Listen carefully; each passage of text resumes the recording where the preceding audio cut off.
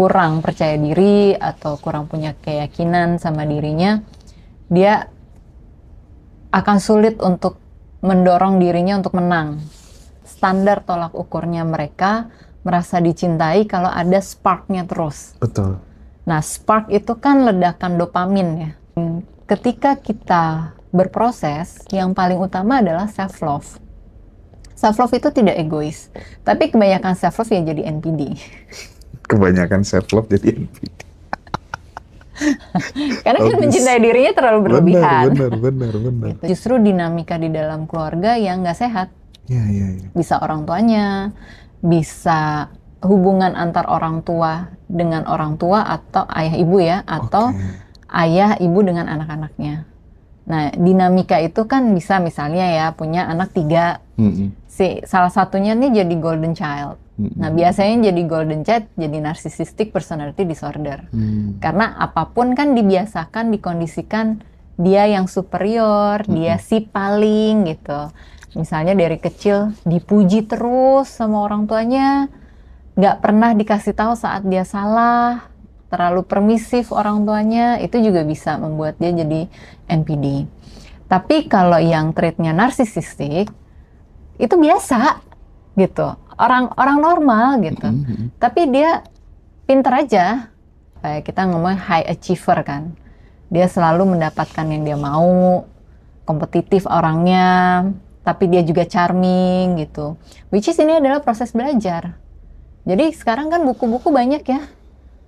Gimana caranya public speaking yang benar, gimana caranya menaklukkan orang lain, how to influence people, dan macam-macam lah. Ini kan sesuatu ilmu yang memang ditujukan untuk hal baik.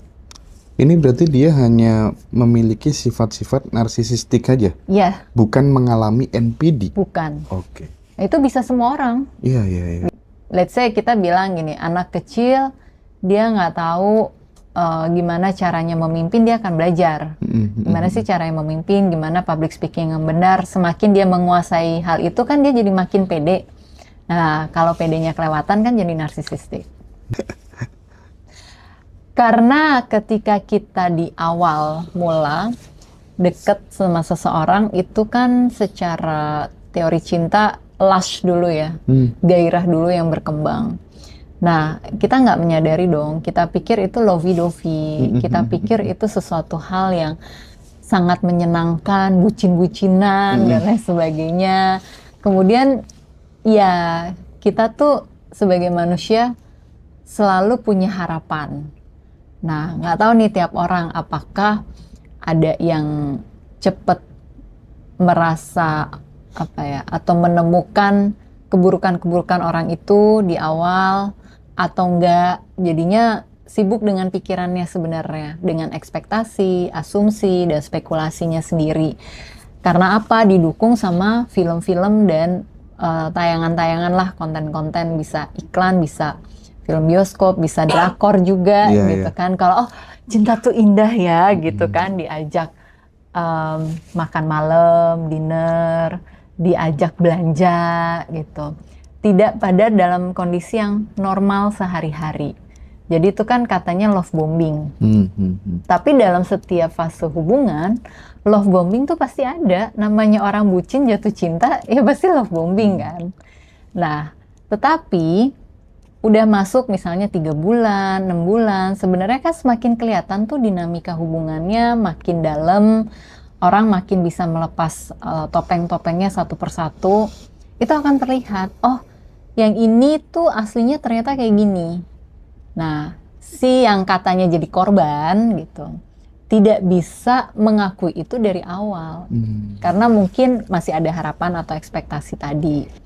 Yang katanya jadi korban makin playing victim.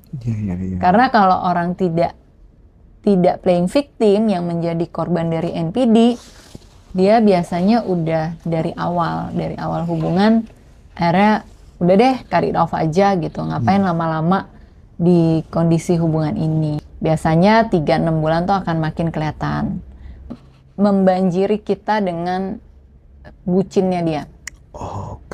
Gitu kan, jadi kita harus tahu riwayatnya, riwayat Dan kalau kita ngomongin hubungan tuh kan, dia berapa kali punya mantan, itu satu dulu. Dia berapa kali deket. Makanya kalau Gen Z hobinya situationship, HTS-an gitu, tuh malah makin mengarah tuh.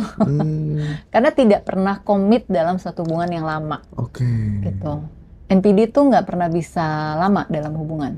Selain durasinya, kualitas hubungannya.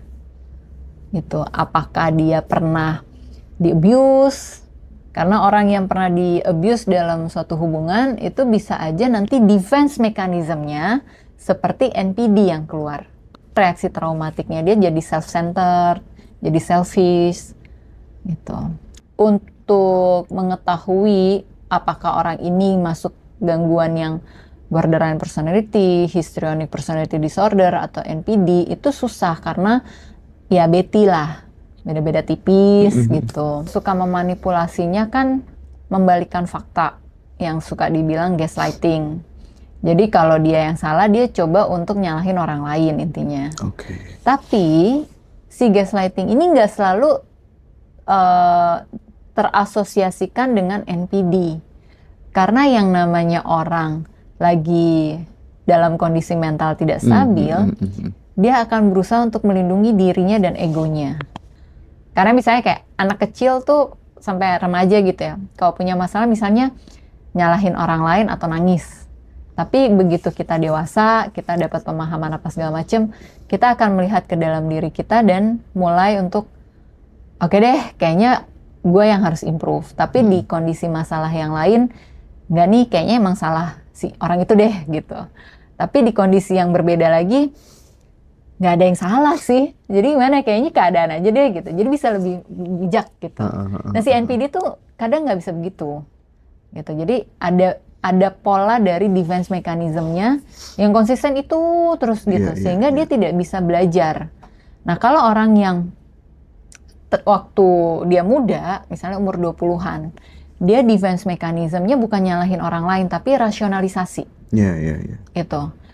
Ketika dia di usia 40-an tahun, kita tahu yang namanya kontainer emosi kita bisa penuh kalau nggak pernah diproses dengan cara yang benar, bisa meledak. Sehingga dia berubah cara defense mekanismenya, bisa jadi nyalahin orang lain, nyalahin keadaan yang kelihatannya kayaknya selfish banget, sehingga kayaknya gue nggak kenal orang ini lagi deh.